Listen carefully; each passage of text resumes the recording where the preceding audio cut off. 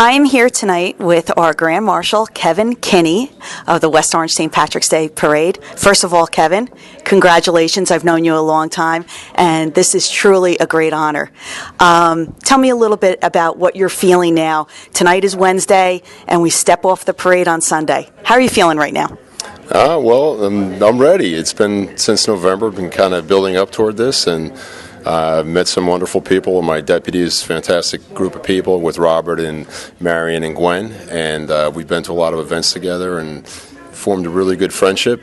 And I kind of know the routine with the Shillelagh Club and everything, and getting ready for parade day and all the gearing up and the running around like chickens without heads. But I'm very excited, very excited. Wonderful. And speaking of the Shillelaghs, you're a past president of the Shillelaghs, a phenomenal organization, one of our strongest supporters in the parade, always willing to go the extra mile for our parade. And you've also done brought into the fold the St. Baldrick's Shavee. You've become a Shavee. Can you tell us a little bit about the St. Baldrick's Foundation and how you became involved in that? Okay. Well, yeah, the St. Baldrick's Foundation was established back around 2000. A couple gentlemen in New York decided to give back to the community after they'd made a lot of money in reinsurance. So they came up with this great idea to shave their heads, and everyone would bet on their head and see how much they could raise. And they raised $17,000 or $100,000 actually on St. Patrick's Day. And then it grew from that. I got involved in 2006 with my brothers, and once I did it for the first time, and I just had this feeling, that we were doing something really important, and decided to continue on. And it's a fantastic organization. They're very lean and mean. They don't have a lot of overhead. All of it is volunteer based, and they've raised like hundreds of millions of dollars for childhood cancer research, and they're seeing a lot of results from all that money that's coming in. The Shillelagh Club, I kind of joined there back in 2007 after a lot of prodding.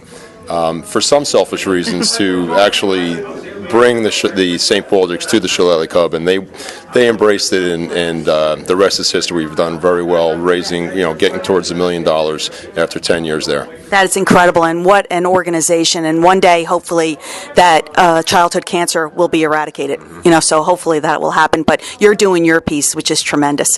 Can you tell us a little bit about your Montclair rugby days? You want to go there? Oh, absolutely. A little controversy back in the day, but we've overcome. And now the Montclair Rugby, great organization, great bunch of guys, also doing volunteer work. But tell me how you became involved in that.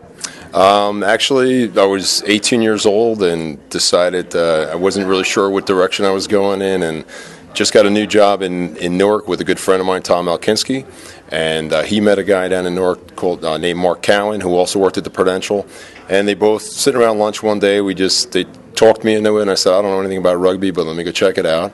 So we went out and went to practice, and I played 18 years after that first practice, and just a wonderful group of people.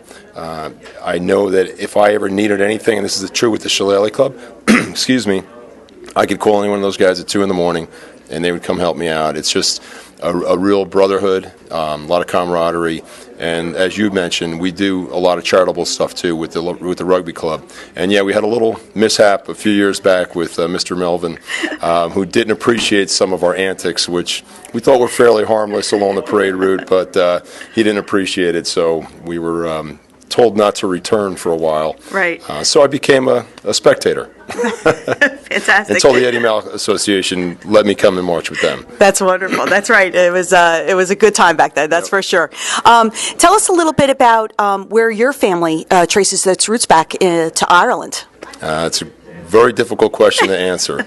Unlike a lot of the families that I've grown to know in the West Orange group and the Shillelagh community, my family goes back a lot further. I date my ancestry on the Kinney side to 1740 in New Jersey, and most of both sides of my mother's and my father's family, we date back to probably the mid-1800s to 1875 arrival here in the United States.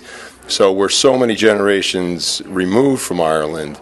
It's really hard. A lot of the verbal history was gone, and nobody really knew exactly where everybody was from, except for my great grandmother on my father's side. We knew was from County Cork, Margaret Keating.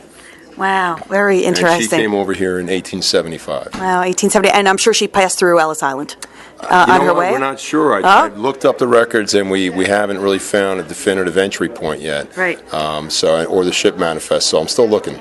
Good research project for your sons, Jack and Sean. Speaking of your Jack and Sean, your children, and your wife Claire of 25 years. You just celebrated your 25th anniversary, so congratulations. Thank you. And I know you're going to make this all up to her after this is all over. You have no idea. But tell us a little bit about how this has affected them and how they're taking it all in. Well, it's kind of funny because my one son is away in college, so he's not really involved in the day-to-day. My younger son has seen me go to a lot of these events, and he's very busy himself.